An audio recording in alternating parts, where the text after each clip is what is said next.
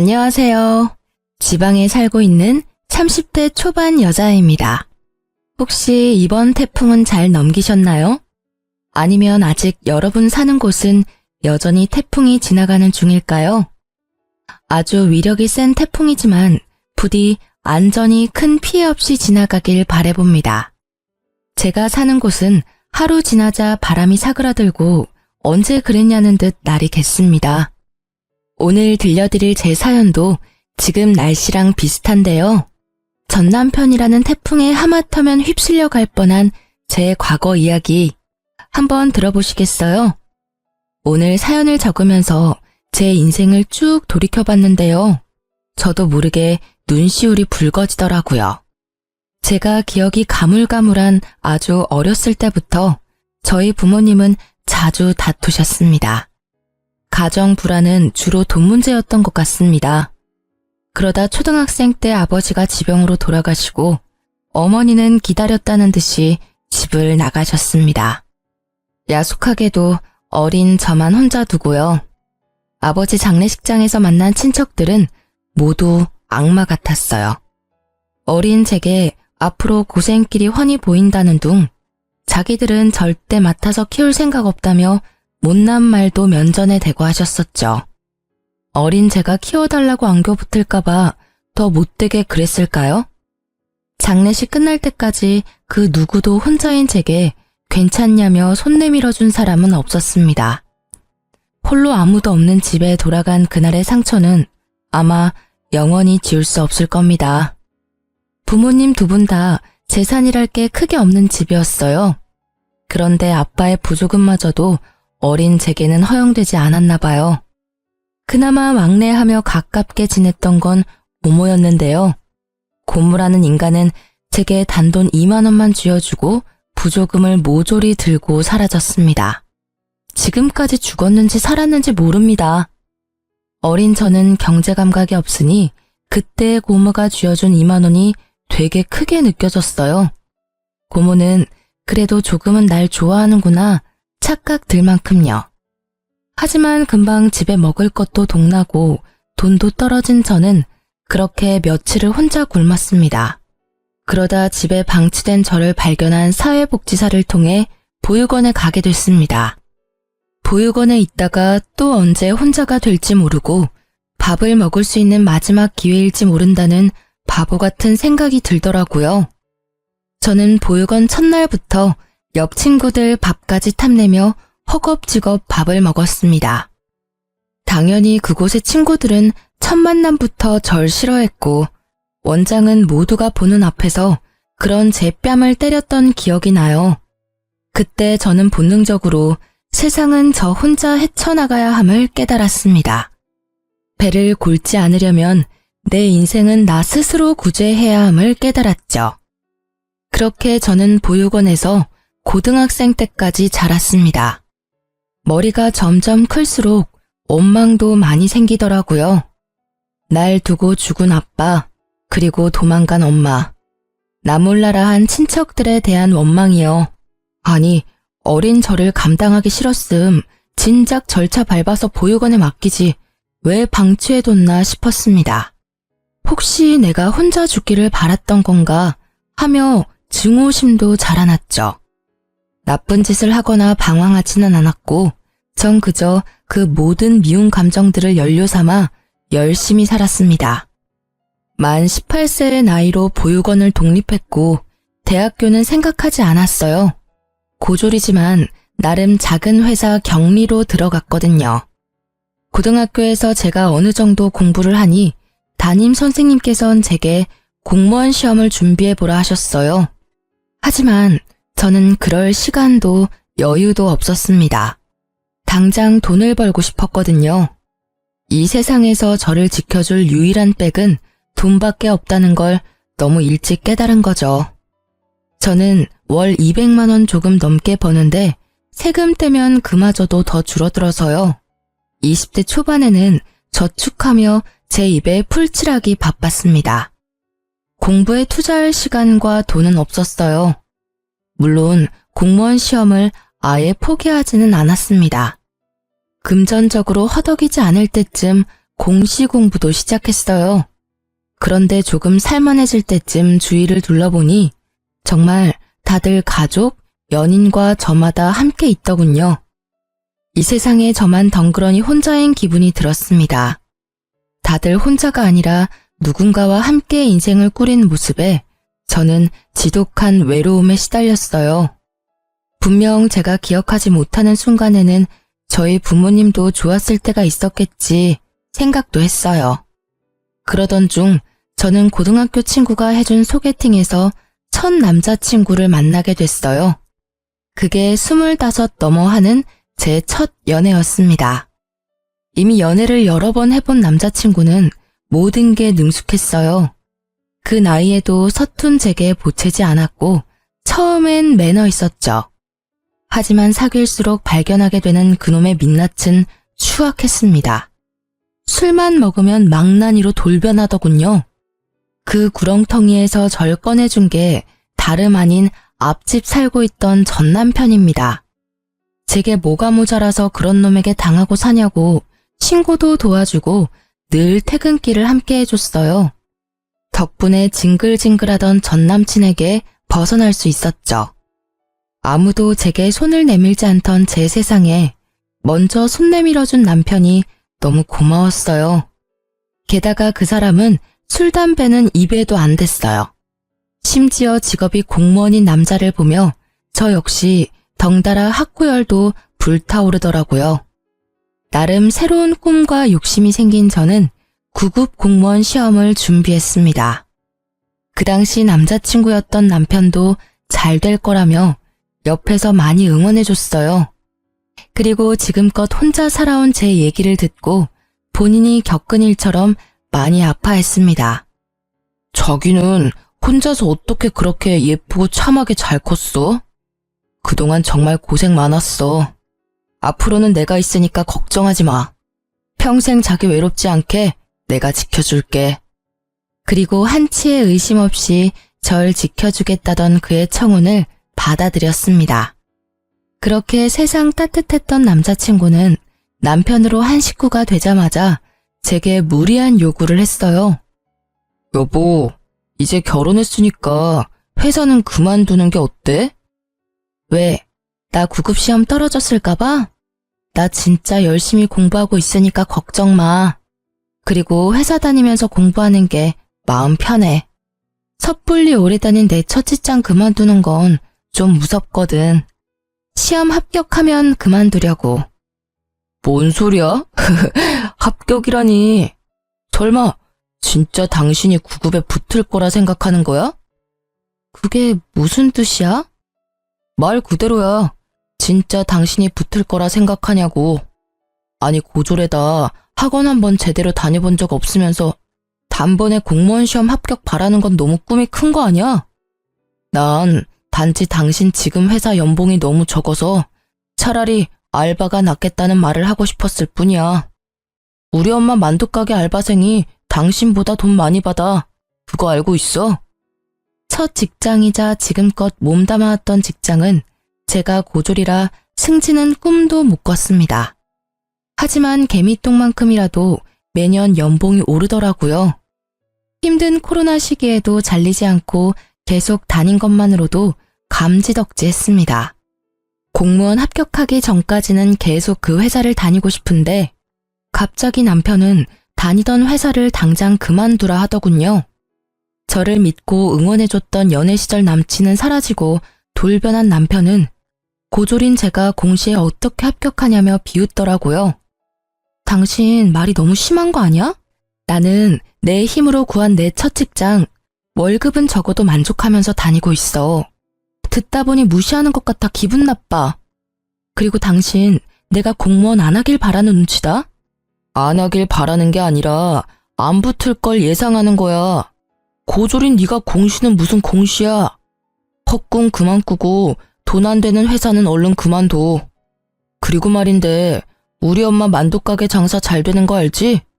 요즘 손이 모자라다는데 당신이 가서 일 좀 도우면서 배워봐. 그럼 우리 엄마가 당신한테 가게 선뜻 물려줄 수도 있잖아. 헛꿈? 말을 왜 그렇게 함부로 해? 결국 지금 나한테 회사 그만두고 어머님 가게 일 도우라는 거잖아. 나 당신 부인이야. 부탁도 아니고 명령하잖아. 이게 지금 뭐 하는 태도야? 제가 한 번도 지은 적 없는 불쾌한 표정을 짓자 남편은 적잖이 당황했습니다. 아니, 말이 헛나온 거야. 난 그냥 당신 비전도 없는 회사에서 개고생하는 게 싫어서 그랬지. 아무리 그래도 말이 어가 다르고 어가 다르지. 그래, 나 고졸이다. 고졸이 뭐가 어때서? 난 떳떳해. 내가 혼자 어떻게 졸업한 학교인데. 미안해. 일단 진정 좀 하고 내 말 좀 들어봐. 내가 요즘 엄청 스트레스 받아서 당신한테 나도 모르게 성질 부렸나 봐. 아니, 우리 엄마가 요즘 몸이 불편하다고 병원에 같이 가자고 자꾸 부르시잖아. 근데 당신도 알잖아. 나 업무 많아서 야근까지 하는데 엄마까지 케어하느라 요새 좀 몸이 힘들다. 그래서 당신한테 좀 부탁하려고 했는데 말이 삐뚤게 나가서 미안. 뭐? 어머니 아프셔? 어디가 아프신데? 그럼 그렇다고 나한테 진작 말을 하던가.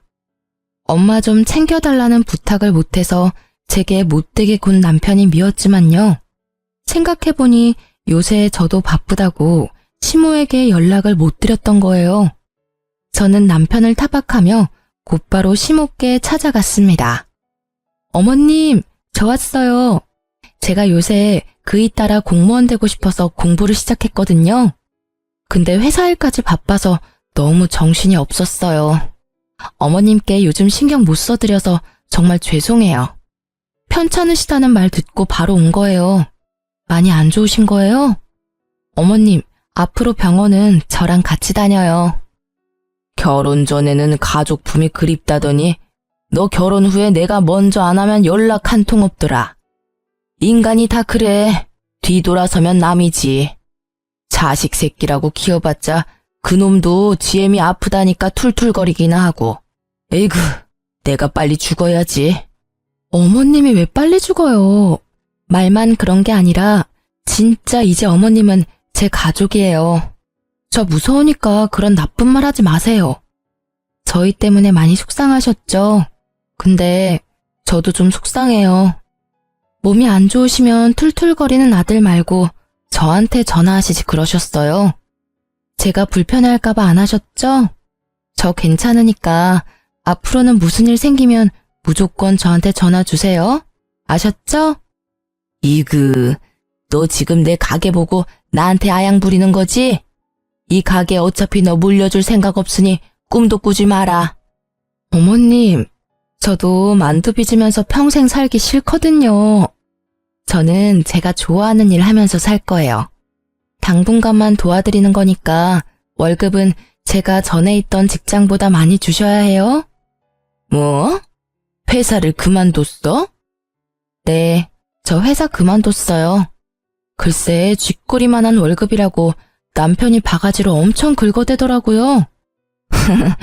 지는 뭐 벌면 얼마나 번다고? 혹시 나 때문이냐? 너 어떻게 들어간 회사인 거 내가 들어서 뻔히 아는데. 맞죠? 어머님, 그 사람 진짜 너무해요. 그러니까 저 남편보다 월급 더 많이 주셔야 해요. 사실 회사는 저 승진시켜줄 생각도 없는데 계속 붙잡고 있었던 것도 뭐 제 자격지심이죠. 제가 처음으로 이뤄내고 지켜낸 자리니까요. 하지만 지금 내려놓아도 저는 괜찮아요. 그 회사보다 전 어머님이 더 중요하거든요.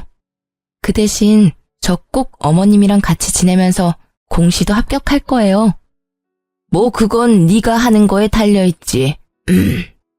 처음엔 못된 말만 하는 시모 때문에 무척 속상했어요. 하지만 말만 퉁명스럽게 할 뿐이지 시모는 정말 따뜻한 분이셨어요. 결혼해서 남편과 함께 효도하겠다던 제가 그동안 무심했던 건 사실이었죠. 그래서 서운했던 게 생각 안 나게 시모께 더욱 잘해드리려 노력했습니다. 그렇게 저는 일주일에 한 번 시모 병원을 따라다니면서 평일에는 만두가게에서 일했어요. 저는 어머님의 재산이 얼마인지 그 작은 만두가게의 가치가 얼마인지 잘 몰랐는데요. 같이 지내다 보니 어머님이 꽤 여유가 있으신 분이란 걸 알았어요. 어머님께서는 원래 제 연봉을 물으시더니 딱 그 연봉의 2배는 좋게 넘게 주셨어요. 제가 하는 일이라곤 만두 빚는 것 뿐이었어요. 만두소는 어머님께서 직접 만들고 만두는 직원들과 함께 빚었습니다. 직원이 많아서 힘에 부치지도 않더라고요. 당일 만들어 당일 소진하는 만두는 오픈하자마자 매일 빠르게 품절됐어요. 그래서 저는 오전에 잠깐 근무하고 덕분에 공부할 시간도 많이 벌었습니다. 어머님도 저와 같이 지내다 보니 마음이 풀리셨는지 전보다 저와 엄청 사이좋게 지냈어요. 어머님은 제가 쉬는 날이면 매주 꼭 예쁜 만두를 빚어서 보내주셨어요. 아들 말고 며느리 먹으라고 순수 빚어주신 거였어요. 그리곤 어머님은 항상 덕담을 잊지 않으셨습니다.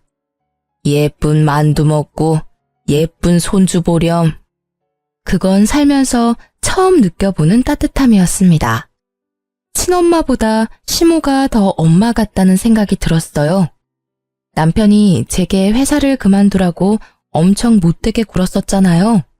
그 이후로는 자기 대신 어머니를 챙겨줘서 고맙다고 제 손을 꼭 붙잡고 울먹이며 말했습니다.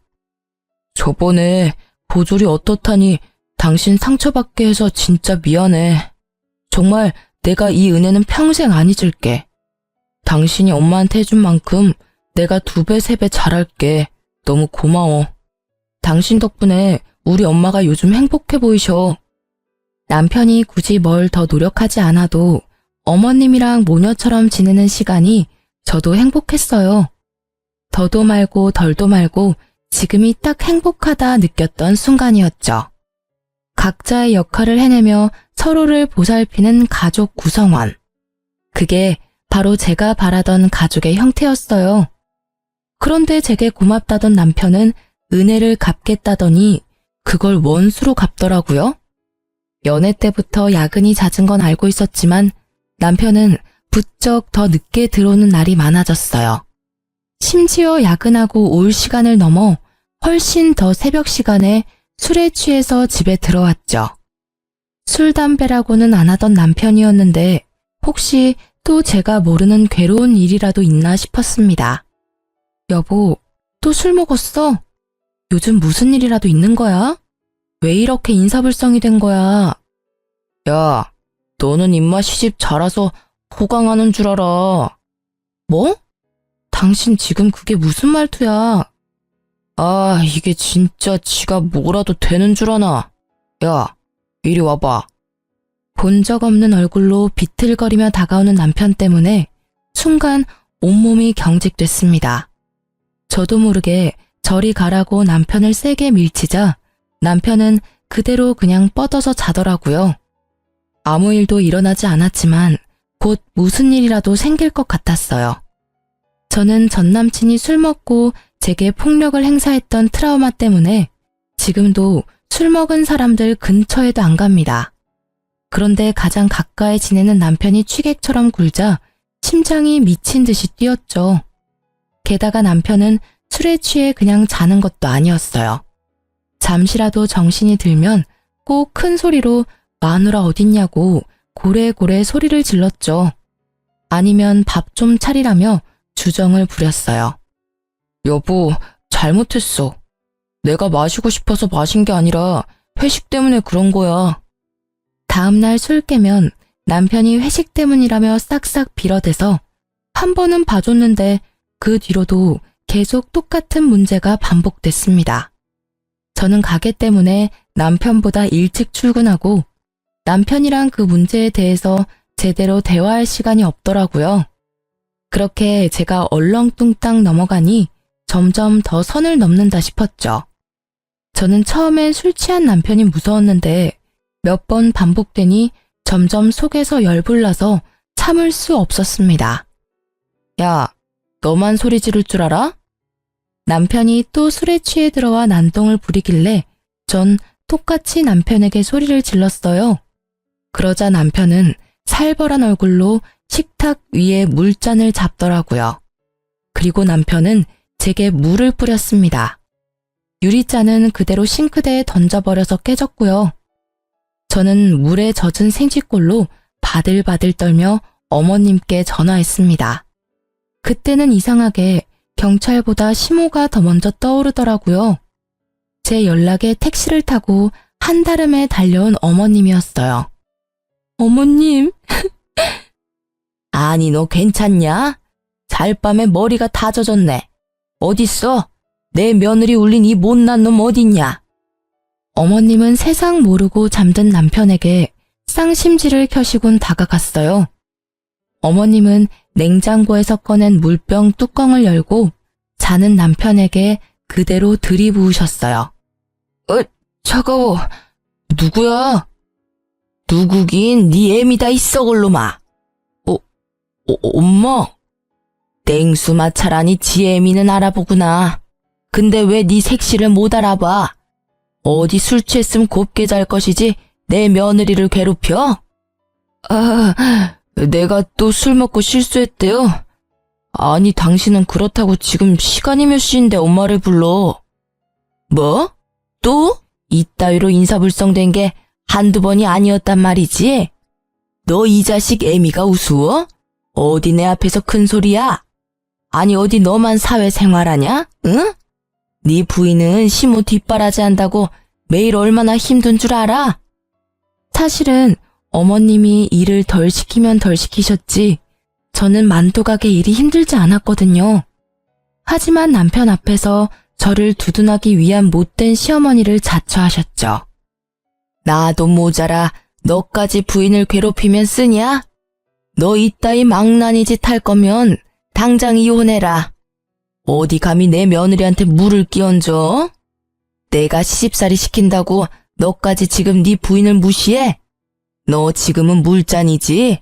나중에는 네 손에 뭐가 들려있을지 앞날이 훤히 보인다. 엄마, 무슨 말씀을 그렇게 하세요? 그럼 나중에 제가 뭐 가정폭력이라도 저지른다는 말씀이세요? 아이고, 이미 넌 폭력을 쓴 거야, 이놈아. 술 처먹고 와서 괴롭힌 게 폭력이야. 아가, 내가 경찰 부르마. 저런 놈은 콩밥을 먹어야 정신을 차려. 시모는 콧김을 뿜으시며 남편에게 쌍욕을 한 바가지 하셨어요. 그러고도 분이 안 풀리시는지 경찰 부르겠다고 화를 내셨죠. 그러자 남편은 상황 파악이 됐는지 무릎까지 꿇은 채로 빌고 또 빌더라고요. 엄마, 무슨 경찰은 경찰이야. 나 공무원이에요. 이러지 마세요. 어? 여보, 내가 다 잘못했어. 다시는 안 그럴게. 그러니까 우리 엄마 좀 말려봐. 저놈 사과하는 꼬라지 봐라. 그게 사과냐? 아가, 일단 우리 집으로 가자. 우리 집 가서 넌 내 집이다 생각하고 너 하고 싶은 대로 살아. 그리고 이혼을 할지 결정하렴. 저놈 하는 짓은 내가 못 봐주겠다. 시댁으로 가는 길 택시 안에서 시모는 괜찮다며 제 손을 연신 쓸어주셨어요. 그 온기에 저는 불안이 가라앉았죠. 한동안 시댁에서 먹고 자고 어머님의 배려로 만두가게도 출근하지 않았어요. 남편은 매일 출근 전에는 어머님께 찾아가서 싹싹 빌고요. 퇴근하면서 제가 좋아했던 음식들을 사와서 한 번만 용서해달라고 빌었습니다.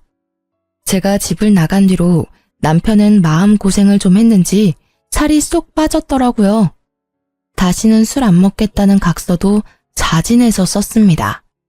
저는 예전에 남편이 절 구해준 일이 떠올라서 정말 딱 한 번만 봐주자 생각했어요. 그리고 무엇보다 겨우 이룬 제 가정을 쉽게 제 손으로 깨지 못하겠더라고요. 그 대신 다음에 또 이런 일이 일어난다면 가차없이 이혼하기로 마음먹었습니다. 다행히 남편은 예전처럼 술을 입에도 대지 않았고 예전 모습으로 돌아와 저희는 일상을 찾을 수 있었어요. 더 이상 술 문제로 저를 힘들게 하지 않았습니다. 그런데 남편이 하는 통화를 우연히 들은 그날 제 세상이 무너졌습니다. 자기야, 이번 달은 나만 믿으라니까. 이번 달 보험왕은 당신이라고. 그 말 한마디만 엿들었는데 제 온몸의 세포가 반응했어요. 아니나 다를까 남편 몰래 전화기를 뒤져보니 바람이 확실하더군요. 대화 내용을 보니 너밖에 없다, 사랑한다, 어쩐다, 참 가관이었습니다.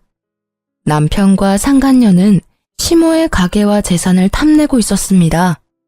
그동안 저를 이용해서 남편은 시모의 환심을 사려 했던 거죠. 모든 사실을 알게 된 저는 분노했어요. 겉도 모자라 상간녀와 함께 시모의 명의로 억대의 사망보험금을 받을 수 있게 작전을 짜고 있더군요. 제가 알고 있다는 걸 모르던 남편은 뻔뻔하게도 이러더군요.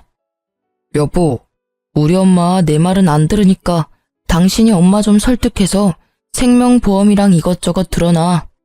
내가 잘 아는 설계사가 있거든? 상담 받아보니까 지금이라도 보험 열심히 들어놔야겠더라. 엄마가 아무리 여유가 있다고 하셔도 그건 엄마 노후 자금이고 나중에 우리 물려줄 재산이시잖아.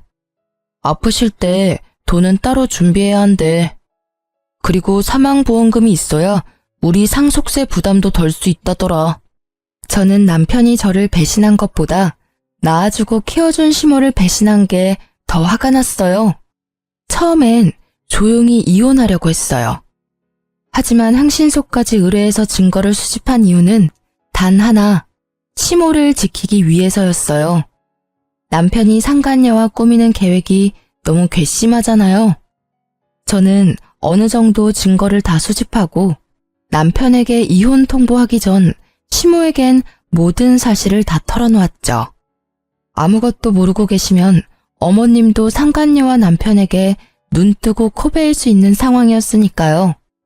어머님은 제 생각보다 훨씬 더 강인하셨고 단단하신 분이었어요. 오히려 상처받았을 저를 더 걱정하셨죠. 비장한 얼굴의 시모는 제게 딱 한마디만 하셨어요. 아가, 비위상에도 조금만 참아라. 내가 다 해결하마. 어머님은 말씀 따라서 저는 가만히 있었어요. 그런데 도저히 남편과 한 집에 못 있겠더라고요. 이런저런 핑계를 대며 시댁에서 지냈어요. 그리고 대망의 참교육 날이 다가왔습니다. 어머님은 직원들 모두 휴가를 보내주시곤 보험에 대한 설명을 직접 듣고 싶다고 상간녀를 만두가게로 불렀습니다. 상간녀는 저와 비슷한 또래였습니다. 화장기 없는 저와는 다르게 아주 예뻤어요. 막상 마주하니 저는 제가 죄인도 아닌데 괜히 주눅이 들었죠. 그걸 눈치챈 어머님은 기죽지 말라며 제 등을 여러 번 쓰다듬어 주셨어요. 그리고 신나서 열심히 설명하는 상간녀에게 어머님은 대놓고 물으셨어요.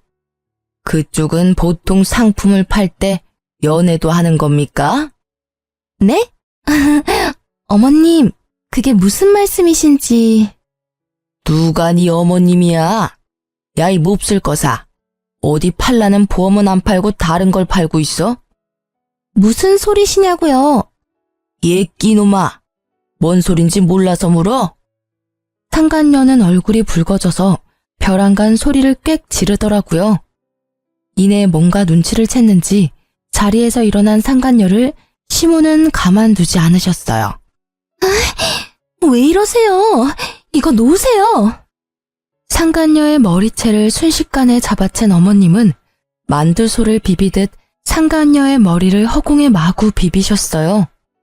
너, 네가 일하는 보험회사에 당장 같이 가자. 앞장서. 내가 내 아들이랑 너랑 바람난 거 회사에 항의하려니까. 어디 감히 되도 않는 꿍꿍이로 접근했어? 뭐 내 가게를 받아서 홀라당 팔아먹겠다고? 그것도 모자라서 내가 죽으면 그 돈으로 내 쓰레기 같은 아들이랑 호의호식하겠다고? 아니 이년 이거 상간녀 주제에 꿈도 크다. 근데 이거 어쩌나? 내가 대대로 장수하는 집안 딸이야. 내가 쉽게 죽을 것 같아? 어디 평생 내 시집살이나 하면서 같이 늙어볼 티어? 평소에 보지 못했던 어머님의 구수한 욕설에 저는 깜짝 놀랐어요. 상간녀는 무릎 꿇고 바닥에 엎드려 빌며 울더라고요. 화장이 눈물에 다 지워진 상간녀의 얼굴을 보자 저는 떳떳한 제 민낯이 더 예쁘다는 생각마저 들었습니다. 제발 회사에는 연락하지 말아주세요. 네? 제가 정말 하라는 대로 다 할게요. 지금까지 어떻게 올라온 자리인데요. 저 정말 개고생하며 살았다고요. 남자 하나 잘못 만나서 제 인생 망치기 싫습니다. 그리고 저 평소에 고객님들한테 딴 맘 안 품어요. 진짜 맹세코 이런 적 처음입니다. 아드님이 먼저 그러자고 제게 제안했다고요. 얼씨구, 당장 네 회사 가서 내 앞으로 된 보험 싹 다 해지하고 내 아들한테는 아직 이야기하지 마. 이야기했다간 그날 바로 내가 너 회사 뒤집어 엎을 거야. 그놈은 내가 알아서 조질 테니까 모른 척하고 기다려. 네 최후는 어떻게 할지 내가 고민해 볼 테니까. 애초에 어머님 보험은 아직 들지도 않았어요. 다만 사모님 보험은 몇 개 들었거든요. 지금 회사 가서 제가 손해보더라도 당장 다 해지할게요. 그러니까 제발 저 한 번만 봐주세요. 내 보험을 들었다고요? 남편은 이미 상간녀에게 제 보험을 몰래 들었더라고요. 정말 TV에서 볼 것 같은 이야기였어요. 사망보험금 2억? 그 액수에 저는 할 말을 잃었습니다. 어머님은 가슴을 치시며 본인이 미안하다고 우셨어요. 저는 어머님 잘못은 없다고 서로 껴안고 엄청 울었습니다. 상간녀는 그 사이 슬금슬금 도망가고요. 가게를 3일 이상 쉬어본 적 없는 어머님은 상간녀와 남편을 참교육하기 위해 일주일이나 문을 닫으셨어요. 저나 어머니나 둘 다 너무 가여운 인생이라 생각했습니다. 정신없이 저와 함께 우시던 어머님은 이럴 때가 아니라며 제게 정신을 바짝 차리라고 하셨어요. 그리고 남편에게 전화해서 다음 계획을 실행하셨죠. 가게 땅값이 많이 올랐다고 남편을 부르자 남편은 할 일 제쳐두고 쏜살같이 가게로 달려왔습니다. 그래서 얼마나 올랐어요? 엄마 올랐을 때 파는 것도 나쁘지 않아요. 솔직히 엄마 이제 늙으셔서 앞으로 얼마나 장사하실 수 있을지 모르잖아요. 차라리 여기는 정리하고 우리 월세로 옮겨서 가게 다시 열어요. 네? 아무것도 모르는 남편은 싱글벙글한 얼굴로 가게 땅값이 얼마나 올랐냐고 묻더라고요. 아니, 떡 줄 사람 생각도 안 하는데 혼자 침까지 튀기며 흥분하는 남편 놈을 보는데 당장 멱살을 잡아 올리고 싶었어요. 하지만 꾹 참고 어머님의 행동을 지켜보기로 했죠. 그러자 어머님께서는 잡아먹을 듯한 표정을 하시곤 남편에게 이혼 서류에 도장을 찍으라 하셨어요. 이혼 서류다. 긴 말 말고 도장 찍어라. 너네 둘 갈라서 나 그동안 많이 참았다. 며느리 예쁘게 보려고 노력했어. 하지만 도대체 정이 안 가는 걸 어떡하니? 일도 곧잘 할 줄 알았는데 아직까지 혼자 만두 하나 제대로 못 빚어. 이런 애한테 내 가게를 맡길 바에 딴 사람한테 파는 게 낫지. 며느리 하나 잘 키워서 간병인 돈 굿나 했는데 차라리 그 돈으로 나중에 전문 간병인이나 두는 게 낫겠어. 그러니 팔기 전에 이혼 먼저 시켜야지. 엄마 잘 만난 내 아들 덕에 며느리 호강하는 꼴? 난 못 본다. 어머님, 어떻게 말씀을 그렇게 하세요? 네? 두 사람 잘 지내는 줄 알았는데. 어떡할 거냐? 쟤랑 이혼할 거야 말 거야. 이혼하면 하나밖에 없는 아들한테 다 물려주고 안 하면 국물도 없다. 네 가정 지킬래 아님 내 돈 다 네가 가질래?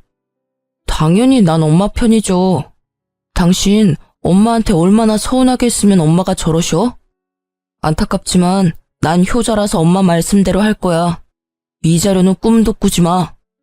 아닌 거 당신이 제일 잘 알잖아. 내가 어머님 잘 보살펴드려서 고맙다며.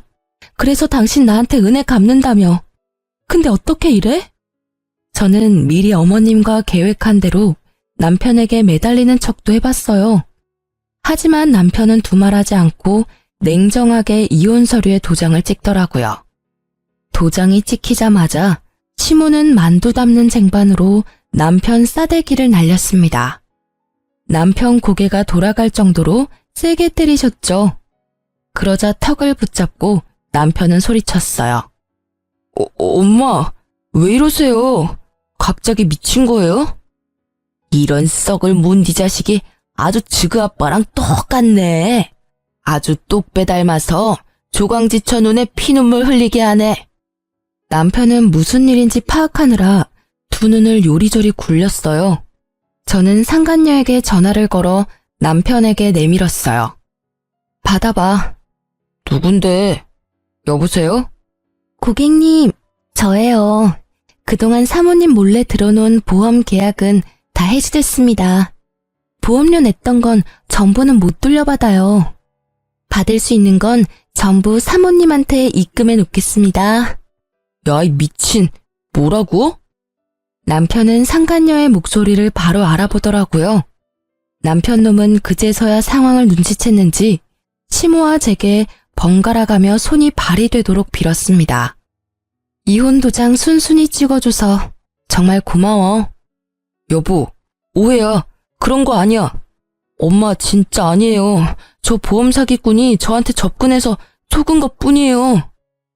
야, 맘 같아선 네 재산, 네 직장 다 뺏고 싶은데 더러워서 손도 대기 싫어서 가만히 있는 거야. 그러니까 그 입 다물어. 어머님이 널 어떻게 키워주셨는데 이래? 아가, 저런 쓰레기랑 더 말 섞을 필요도 없다. 너 당장 짐 싸서 우리 눈앞에서 사라져라. 난 이제 아들 따위 없는 걸로 하마. 엄마, 왜 이러셔 진짜? 소미 네가 이제부터 내 딸 해라. 어머님, 내가 너 입양 절차 알아봤다. 자, 서류 받아라.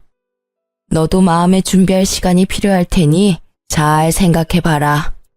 이놈이랑 이혼하고 나한테 와. 내가 너 꽃길만 걷게 해줄 테니. 이제부터 모든 재산 권리는 우리 소미한테 줄 거야. 어머니, 정신 차리세요. 노망 났어요? 얘는 피 하나 안 섞인 남이라고요. 너 엄마를 어떻게 구워 삶은 거야? 어머님의 폭탄 발언에 남편 놈은 눈을 희번덕거리며 제게 달려들었죠. 시모는 기다렸다는 듯 경찰에게 연락했어요. 여보세요? 거기 땡땡 경찰서죠? 여기 땡땡 만두집인데. 응, 나야 나 송 사장. 아, 웬 망나니가 와서 가게를 쑥대밭으로 만들고 있잖아. 얼른 와봐. 엄마, 누가 네 엄마야 이 자식아? 엄마가 어떻게 이래? 자식한테 어떻게 이러냐고. 남편을 혼내는 어머님의 몸이 미세하게 떨리는 걸 알고 저는 급하게 남편을 가로막고 말했습니다. 너야말로 자식이 어떻게 그래? 상간녀랑 보험 사기단으로 잡혀가고 싶지? 나도 모르는 보험 가입한 거 문제 안 될 줄 알았나 봐. 어머님 앞에서 더 추한 꼴 보이지 말고 얼른 꺼져.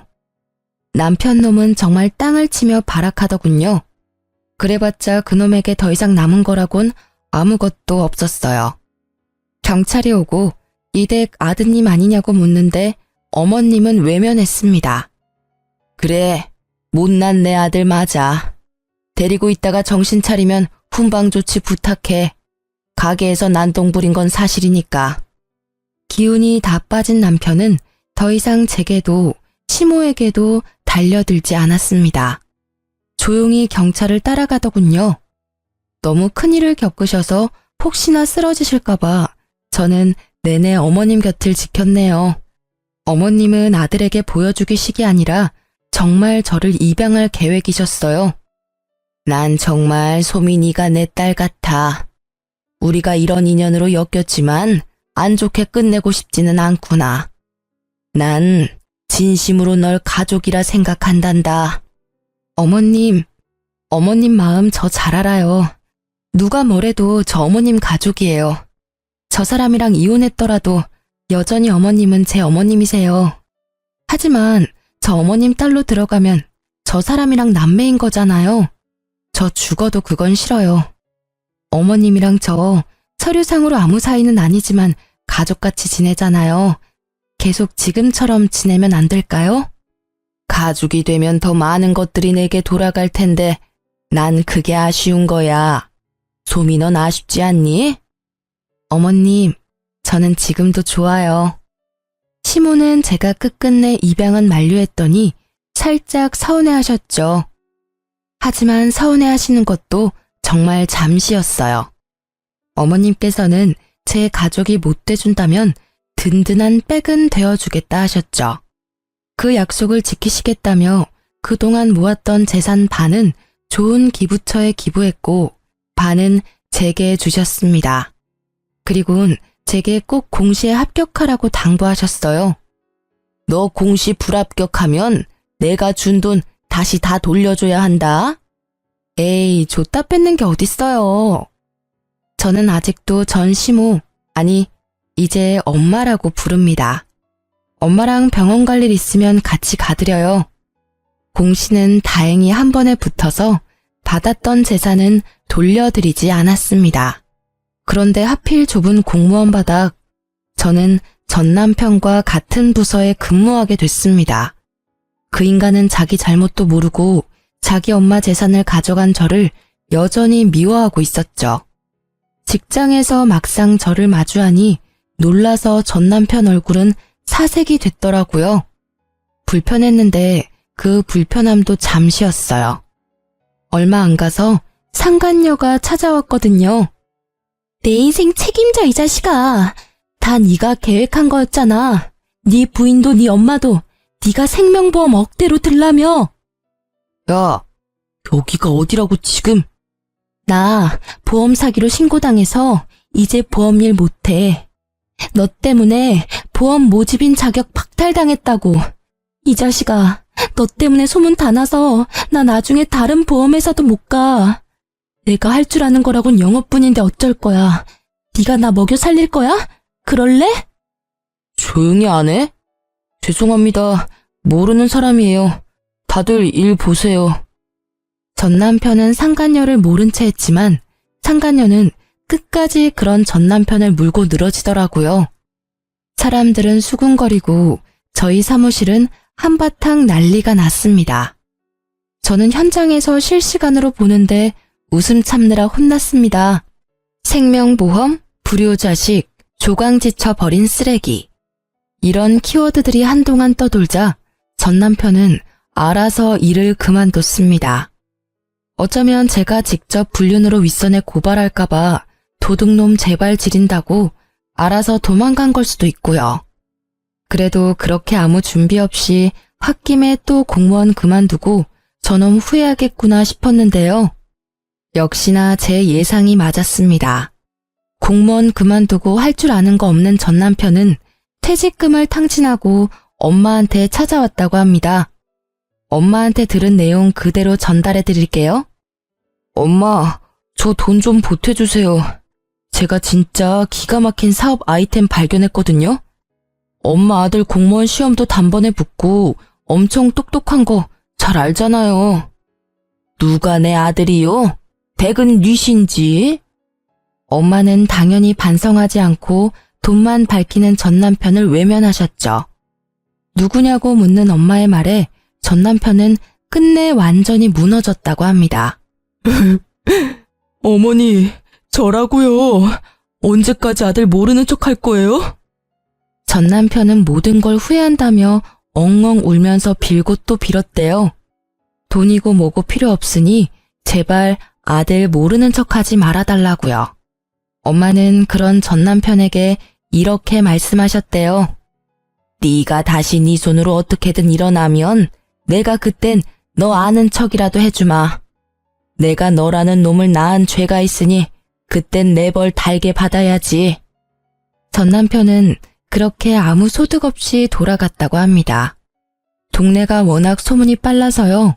소문 들어보니 전 남편은 어느 고깃집에서 일하고 있다더군요. 그놈이 한 짓거리들 생각하면 분해서 더 벌받기를 원했지만요. 낳아주고 길러준 어머니가 자신의 가족이길 거부하는 것 자체가 그놈이 받는 가장 큰 벌 아닐까 생각합니다. 앞으로도 전 엄마랑 자주 왕래하며 살 거예요. 물론 전 남편 놈이 개과천선해서 돌아온다면 아무래도 엄마랑 예전처럼 편히 만날 수는 없겠죠.